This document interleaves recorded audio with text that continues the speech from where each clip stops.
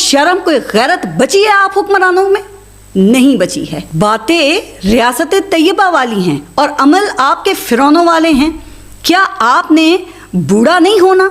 आप लोग तो खुद अपनी उम्र की एक्सपायरी पर ही हैं ना। या आपने मरना नहीं है कि आप में अल्लाह का खौफ ही खत्म हो गया है? अच्छा, जो बाकी 55% लोग बचते हैं उनकी अक्सरियत को हुकूमत ने ऐसे निचोड़ा है जैसे कोई माहिर धोबी गीले कपड़े को निचोड़ता है। अब ये गुज़िश्ता साल तनख्वाहदार तबके से हुकूमत ने 500 अरब से ज़ायद टैक्स इकट्ठा किया है और बदले में क्या दिया?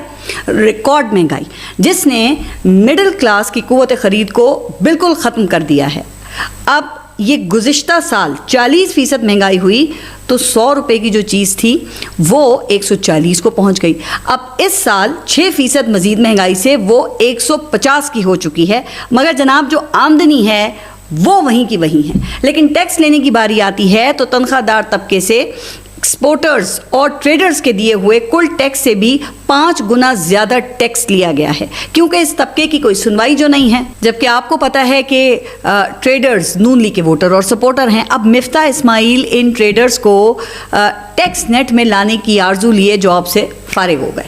मौजूदा वज़ीर ख़जाना ने भी अब ये ताजिर दोस्त स्कीम्स और कई दीगर हरबे इस्तेमाल किए, लेकिन वो नाकाम रहे। अब इस कमी को पूरा करने के लिए मिडिल क्लास पर एक और बॉम्ब गिराने की तैयारी है। पेट्रोलियम लेवी को 80 रुपये से बढ़ाकर 100 रुपये फ़ी लीटर और 2.5 रुपये फ़ी लीटर कार्बन लेवी आयद करने की तजवीज़ है, जिससे मिडिल क्लास की कुव्वत ख़रीद वो मज़ीद कम हो जाएगी।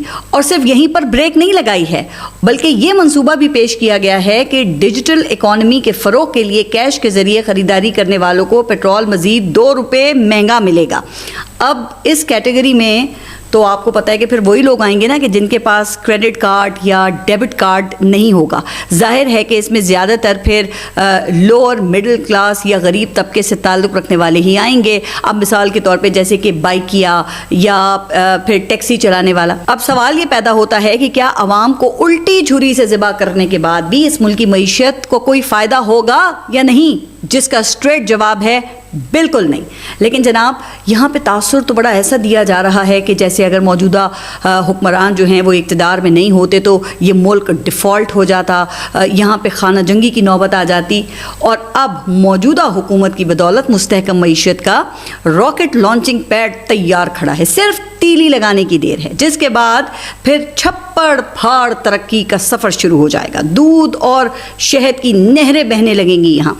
तो सवाल है ना कि फिर देर किस बात की है? तो जनाब फिर देर इस बात की है कि IMF ने हुकूमत को दिखाने के लिए सिर्फ तीली हवाले की है, माचिस अपने पास ही रख ली है।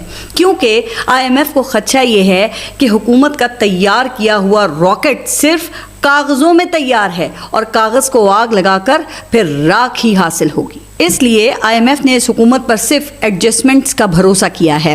अब IMF ने टारगेट्स और शराइत का एक ऐसा दायरा खींचा हुआ है जिसके अंदर रहते हुए हुक्मरान तबके के पास इतना ही इख्तियार है कि वो एक अकाउंट से रकम निकाल कर दूसरे अकाउंट में डाल सकती है, जिससे ओवरऑल बैलेंस शीट पर फ़र्क ना पड़े।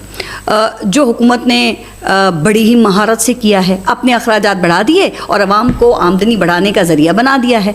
अब इस हुकूमत की अपनी कारकर्दगी क्या है? तो इसका अंदाज़ा ज़रा आप इस बात से लगाएं कि हर साल बजट से पहले एक इक्तिसादी सर्वे जारी होता है, जिसमें गुज़िश्ता बजट के अहदाफ के मुकाबले में हुकूमत की कारकर्दगी बताई जाती है। अब 9 जून को वज़ीर ख़जाना ने जो इक्तिसादी सर्वे पेश किया है उसमें हुकूमत कोई भी टारगेट, कोई भी हदफ अपना हासिल नहीं कर सकी है। मौशी ग्रोथ का टारगेट 3.6% रखा था और हासिल कितना हुआ? 2.7%। अच्छा, जो साबिक वज़ीर ख़जाना मिफ्ता इस्माइल हैं उनके मुताबिक ये भी जाली है, यानी कि जो ग्रोथ दिखाई गई है असल में इतनी भी नहीं हुई है। चलें इसको भी दुरुस्त मान लेते हैं। तो इक्तिसादी सर्वे के मुताबिक मुल्क में आबादी बढ़ने की रफ्तार 2.55% है, यानी कि मौशी ग्रोथ और आबादी के बढ़ने की रफ्तार वो बराबर है, जिसका मतलब ये है कि इस जाली फिगर के साथ भी हकीकी ग्रोथ वो 0 है। अच्छा, अब ये कहा जा रहा है कि अगले साल 4.2% के हिसाब से ग्रोथ करेंगे। अच्छा जी, तो वो कैसे करेंगे? ज़राअत की बुनियाद पर करेंगे?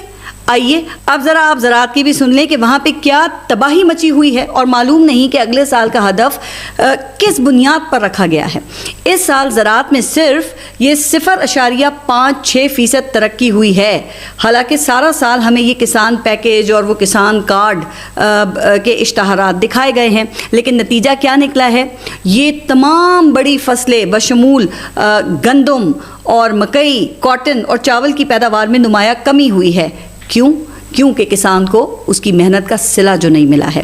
کسان گزشتہ سال سے رو پیٹ رہے تھے، احتجاج کر رہے تھے، لیکن کسی نے ان کی ایک نہیں سنی۔ گندم کی فصل 2000 روپے فی من میں بھی کسی نے نہیں خریدی، حالانکہ یہی گندم 2 سال پہلے 4000 روپے فی من میں خریدی گئی۔ چلیں اگر کسان کو بھئی اس کا فائدہ نہیں ہوا ہے تو کم از کم عوام کو تو ہونا چاہیے تھا نا۔ تو کیا آٹے کی قیمت آدھی ہوئی؟ یقیناً نہیں ہوئی۔ تو پھر کم قیمت پر خریدی گئی گندم کا فائدہ آخر کس کو پہنچا؟ ظاہر ہے کہ ان مڈل مین تاجروں اور مالکان کو پہنچا ہے جو اکثر ذخیرہ اندوزی